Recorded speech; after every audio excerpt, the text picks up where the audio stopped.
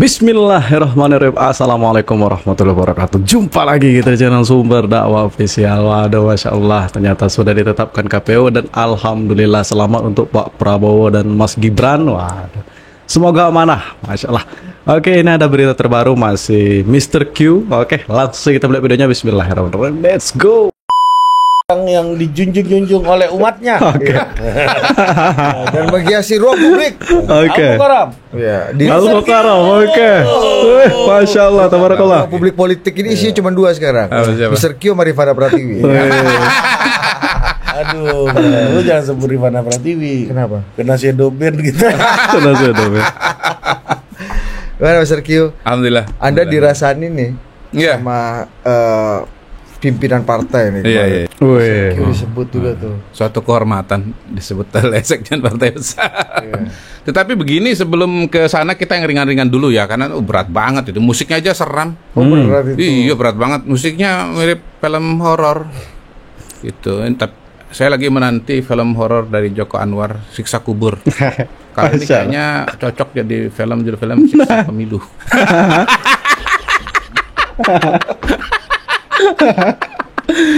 Jadi kalau pemilu ini dibikin film horor, ya kira-kira begini. Penulis, Siksa Pemilu. Sutradaranya Astu Kristianto. Astagfirullahaladzim. Beliau yang bilang itu. Oke.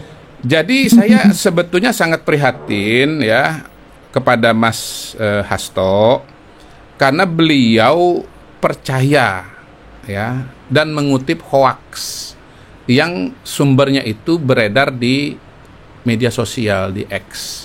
Beliau ini termakan hoaks. Saya prihatinnya itu dua. Satu, kok hoaks itu bisa dimakan, tidak diperiksa, dan kemudian dinyatakan secara terbuka, dikutip di media massa ya. Liputan6.com ini kan media massa kan? Ya, betul. Bukan media sosial kan? Media arus utama. Media arus utama, media mainstream. Yang kedua, saya prihatin, ya beliau sebagai sekjen partai besar, kok kualitasnya begitu gitu loh. Begitu kualitas begitu Iya, buruk. Sebagai seorang sekjen partai besar kan tentunya harusnya bisa memverifikasi data itu dengan berbagai macam cara dengan staf yang begitu banyak. Kan sudah pernah saya ditanya di mana, di sini kalau nggak salah. Gimana dengan Mas Hasto, ditantang apa enggak? Saya bilang kan orang baik kan. Gitu. Buat saya beliau masih baik tapi naif. Saya dengan sangat yakin, bukan sangat yakin, saya sudah pernah menyatakan sebetulnya di media massa bahwa itu adalah hoax. Di berbagai kesempatan di media juga saya sampaikan bahwa itu udah hoax. Masa informasi yang beredar begitu luas tidak sampai di Mas Hasto? Kan ada dua cara nih untuk memverifikasi data itu. Pertama dicek sendiri, yang kedua dari jawaban saya di media massa kan begitu.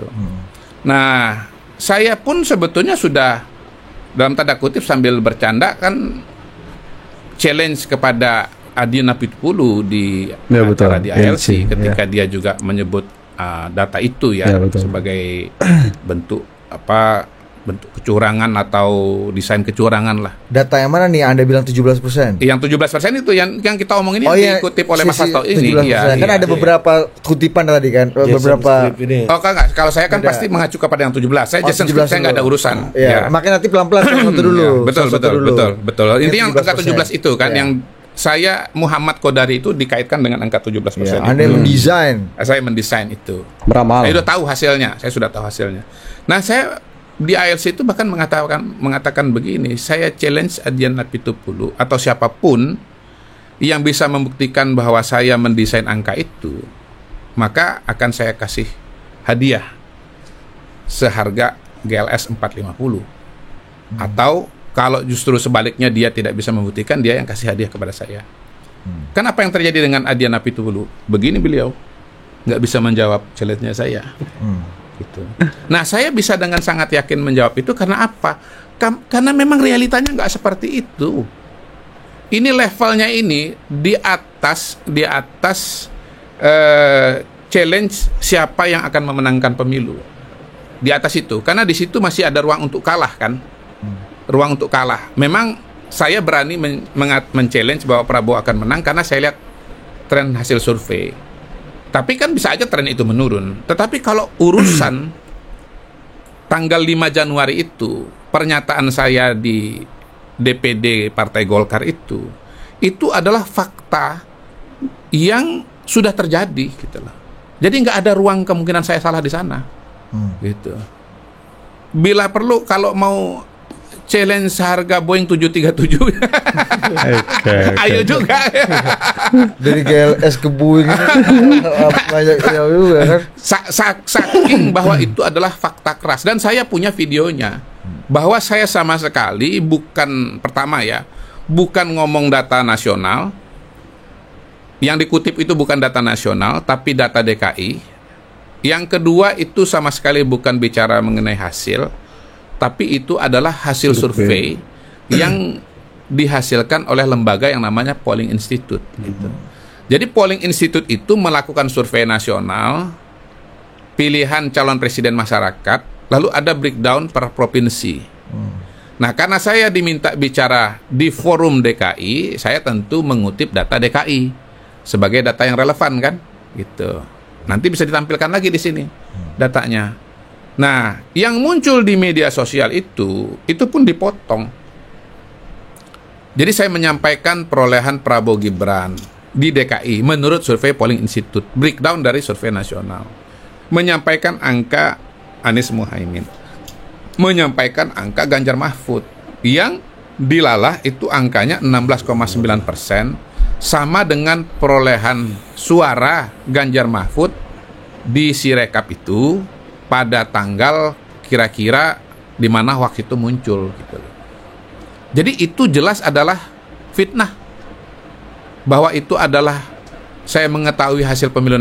Saya memang punya proyeksi, ini saya ulang pelan-pelan nih, saya memang punya proyeksi bahwa Prabowo Gibran akan menang berdasarkan data hasil survei, temuan-temuan survei, berdasarkan analisa-analisa perilaku pemilih gitu. Tetapi saya nggak pernah tahu angkanya akan jadi berapa. Nggak pernah tahu saya angkanya bakal jadi 16,9. Faktanya juga kan pada hari ini angka itu kan bukan 16,9 ya. Mungkin di bawah lagi daripada itu gitu. Dan bukan 17 tadi. Dan bukan 17 juga gitu. Itu. Jadi sekali lagi sangat menyedihkan bahwa seorang Mas Hasto mengutip hoax, dan jelas-jelas sudah saya klarifikasi itu adalah hoax.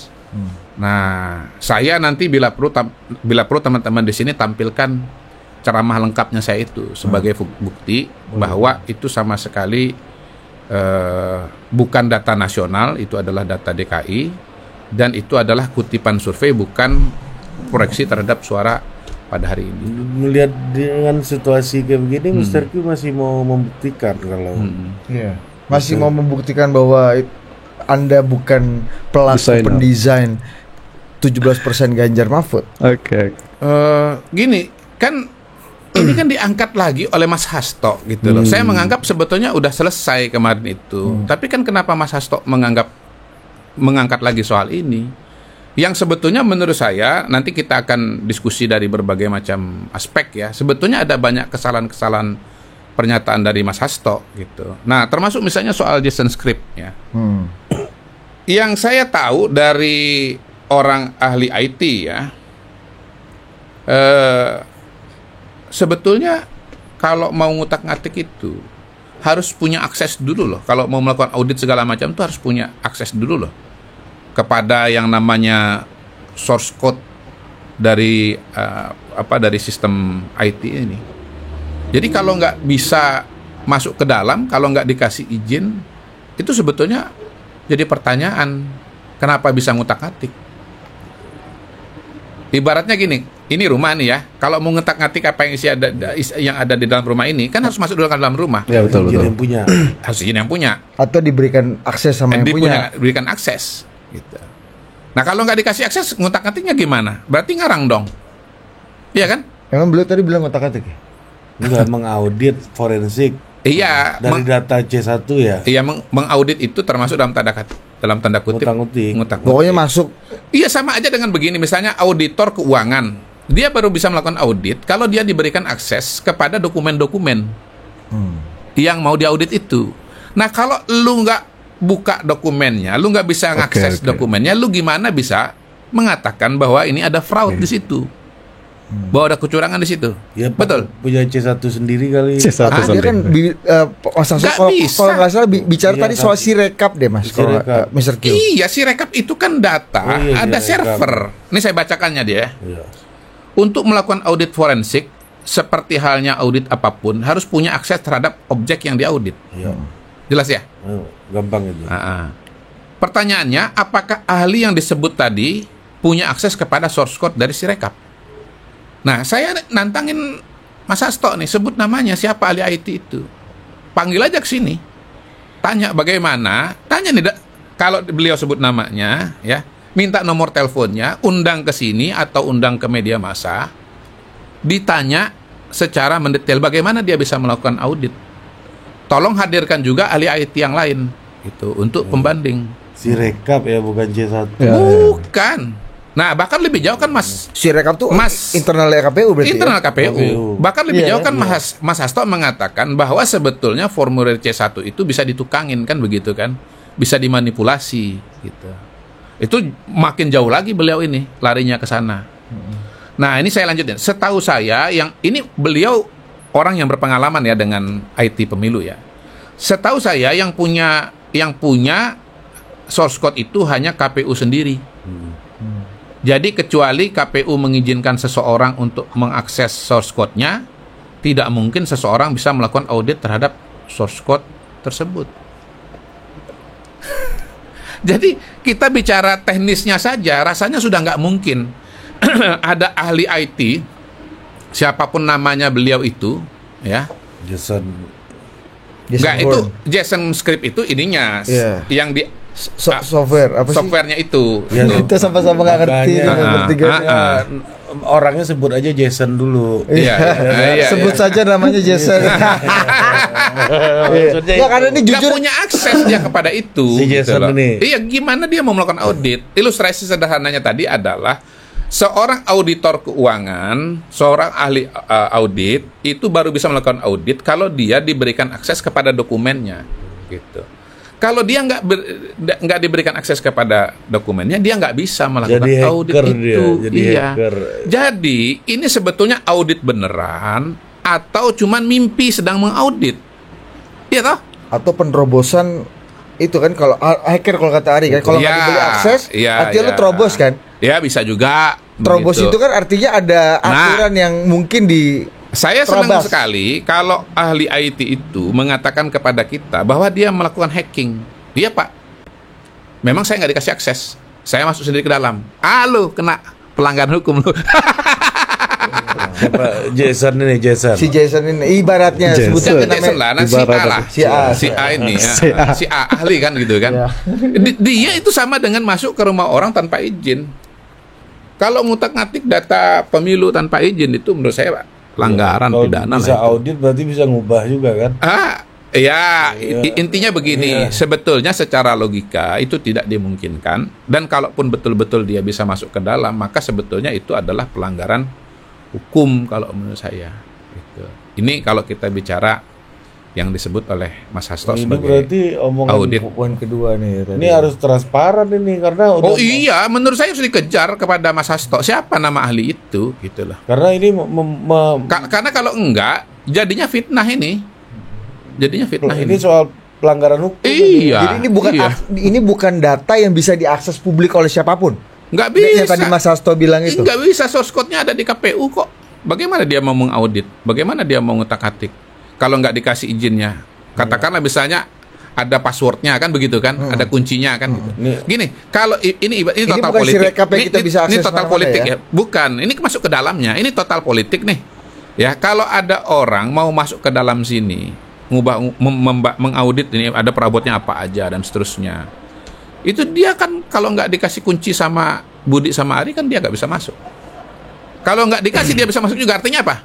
Robos. Maling, melanggar hukum. Jadi ini bahaya banget loh pernyataan Mas Hasto ini. Gue jadi ngerti. Jadi serius nih perkara.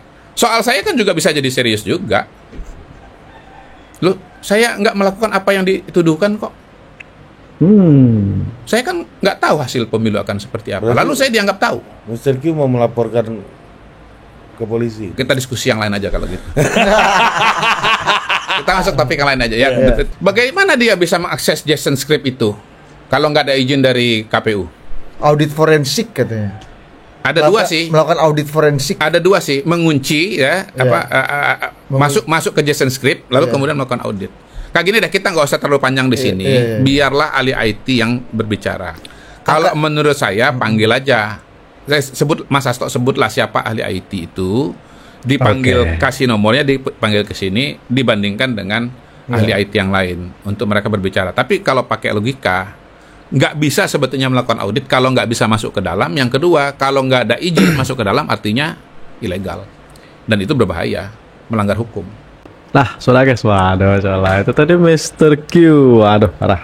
Judulnya beliau bahas masalah siksa pemilu, katanya. Pokoknya itu kalau itu no comment saja, itu urusan beliau dengan Bung Hasto, Sekjen PDIP. Pokoknya kita tunggu kelanjutannya berita tentang macam-macam ya, sengketa lah kira-kira, sengketa baru dari Mr. Q dan Bung Hasto. Oke. Cocok sih kalau dinamakan siksa pemilu.